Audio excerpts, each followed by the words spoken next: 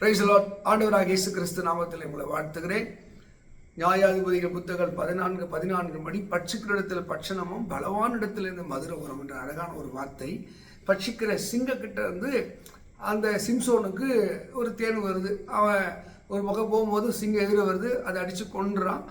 இன்னொரு விசை அந்த சிங்கம் கொன்ற வழியாய் அவனும் அந்த தாய் தகப்பனும் ஒரு பெண் பார்க்க போகிறாங்க. அப்போ அந்த சிங்கம் என்ன பண்ணுது, அது எப்படி இருக்குன்னு பார்க்க போகிறாரு. பார்த்தீங்கன்னா அந்த எலும்பு கூட இருக்கு, எலும்பு கூட்டுக்குள்ளே ஒரு தேன் அடை கட்டியிருக்கு. அதை கொண்டு வந்து அவனை சாப்பிட்டு தாய் கொடுக்குறான். பட்சிக்கிற இடத்து பட்சணமும் பலவாடத்துல மதுரை வந்தது அப்படின்னு சொல்கிறான். அதே விடுகதை தன் எதிரிகிட்டையும் சொல்கிறான். இதுதான் கதை. இந்த கதையுடைய பின்னணி என்ன? பட்சிக்க வந்த சிங்கமே அது எனக்கு ஒரு உணவு தரக்கூடிய அளவுக்கு தேவன் அதை மாற்றிட்டாரு. அதான் உண்மை. நம்ம கூட ஒரு சில மக்கள் பட்சித்து கொண்டே இருப்பாங்க, திட்டி கொண்டே இருப்பாங்க, காயப்படுத்திட்டு கொண்டே இருப்பாங்க. அது ஒரு காலமாக இருக்கும். ஆனால் தேவன் நம் வாழ்க்கையில் கிரியை செய்ய ஆரம்பிக்கும் போது, நமக்கு நன்மையை செய்ய அவர் நினைக்கும் போது, பட்சிக்கிறவன் நமக்கு பட்சணமாகவும் பலவானாய் நினைக்கப்படுவார்கள். அவர்கள் நமக்குள்ள மதுரமாக மாறக்கூடிய சூழ்நிலை தேவன் உண்டாக்குவார். பரிசுத்த வேதத்தில் இந்த சவுலுக்கும் தாவீதுக்கும் ரொம்ப நாள் சண்டை நடந்துகிட்டே இருக்குது.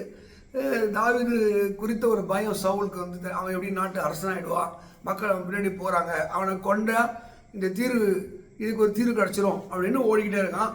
ரெண்டு பேரும் துரத்திக்கிட்டே இருக்கிறாங்க. இது தாவீது ஒளிவதும் சவுல் துரத்துவதும். ஏன்னா சவுல் அந்த நாட்டு அரசன், தாவீது சாதாரண ஒரு மனுஷன். இந்த நிலைமை 2 முறை தாவீது கையில் அங்கே சவுல் மாட்டிக்கிறாரு. ஆனால் 2 முறை தப்பிக்க வைக்கிறான். ஒரு முறை 2வது முறை அவனை உணர்த்துறான். ஐயா இங்கே பாருங்க அப்படின்னு சொல்லி, தகப்பனாகிய சவுலே, நான் உன்னை கொண்டு இருப்பேன் பாரு, உன் மேலே இங்கே உடைய எல்லாம் பொருளை காட்டும் போது அவன் சொல்கிறான், என் குமாரனாகிய தாவீதே, நீ மேன்மேலும் பலப்படுவ, கர்த்தர் உன்னோடு இருக்கிறார் அப்படி சொல்லி அந்த 1 சாமுவேல் 26-25 அவனை ஆசிரிக்கிற பார்க்குறோம். பட்சிக்க வந்தவன் வாயிலிருந்து ஒரு ஆசீர்வாதமான வார்த்தை, நீ மேன்மேலும் பலப்படுவாய், கர்த்தருக்கு பெரிய காரியங்களை செய்வாய். மக்களை நீங்கள் கலங்காதீங்க. உங்களை தூஷித்து, உங்களை திட்டி, உங்களை காயப்படுத்துகிற மக்கள் நடுவிலே என் தேவனாகி கர்த்தர் அற்புதம் செய்வார். அந்த காலம் தான் இந்த காலம், இந்த நேரம் தான் அந்த நேரம்.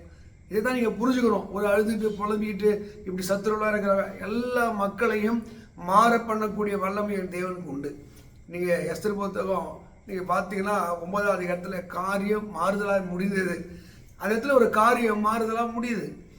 அங்கே அந்த மொர்தெகாயை பட்சிக்க நினைத்தவன் அவன் செஞ்சு போயிட்டான். அவனுக்கு வர வேண்டிய பதவி இவனுக்கு வந்தது. தேவன் நினைச்சா எல்லாத்தையும் மாற்றுவாருங்க, சூழ்நிலைகளை மாற்றுவார், காலங்களை மாற்றுவார். அதனால் நீங்கள் சோர்ந்து போகாதீங்க, கொஞ்ச நாள் பொறுத்துருங்க, தேவ பிரசனத்தில் பொறுத்துருங்க, காத்துருங்க. கர்த்தர் காரியங்களை அவர் மாறுதலாக முடிய பண்ண வல்லவர். இன்னும் கூட சொல்லிட்டே போனால் 1 சாமுவேல் 17 அந்த தாவீதை கொலை செய்வதற்கு அடிப்பதற்கு ஒரு பெரிய அரக்கம் போல அந்த கோலியாத்தை வந்து நிற்கிறான். அவனை ஒப்பிட்டு பார்க்கும்போது அவன் பலசாலி, அறிவாளி, திறமைசாலி. ஆனால் அந்த கோலியாத்தை விடுத்து அந்த நாட்டினுடைய ஹீரோவாக மாறின பாருங்க ஆண்டவர். அந்த கோலியாத்து மூலம், ஒரு கோலியாத்துன்னு ஒருத்தன் இல்லைன்னா தாவீது என்றவனுக்கு ஒரு மேன்மை இல்லை. நமக்கு எதிரி ஒருத்தன் இல்லைன்னா நமக்கு இந்த பூமியில் மேன்மை இல்லை. எதிரிகள் வரட்டும், போராட்டங்கள் வரட்டும், சத்துருக்கள் வரட்டும், அவர்களை வீழ்த்தி தேவன் அவன் மேன்மையாக வைப்பார். பட்சிக்கிற இடத்துலேருந்து பட்சணமும் பலவான இடத்துலேருந்து மதுரை வரும். அதனால் ஆவின் சிந்தையோடு போங்க. மாம்சத்தில் நம்ம போராடி ஜெயிக்க முடியாது. தேவ துணை, என்னை பலப்படுத்துகிற கிறிஸ்து எல்லாவற்றையும் பலம் தருவார். இப்படி நான் சொன்ன இத்தனை மக்களும் தேவ பலத்தில் தான் சத்துரை வீழ்த்தினார்கள். நீங்கள் பலவான் கையிலேருந்து ஒரு மதுரத்தையும் நீங்கள் அனுபவிக்கிற காலத்தில் இருக்கிறீங்க. தொடர்ந்து தேவ பலத்தில் பலப்படுங்க. இந்த நியாயாதிபதிகள் 14 படி தேவன் உங்களை பலசாலியாக மாற்றி பட்சிக்கிற கையிலேருந்து ஒரு மேன்மையும் பட்சணத்தை தந்து தேவன் உங்களை உயர்த்துவார். பல உதவிகள் வரும், ஒத்தாசைகள் வரும். ஆண்டவர் உங்கள் தலையை உயர்த்தி மேன்மையாக வைப்பார். God bless you. கர்த்தர் உங்களை ஆசீர்வதிப்பாராக. ஆமென், ஆமென்.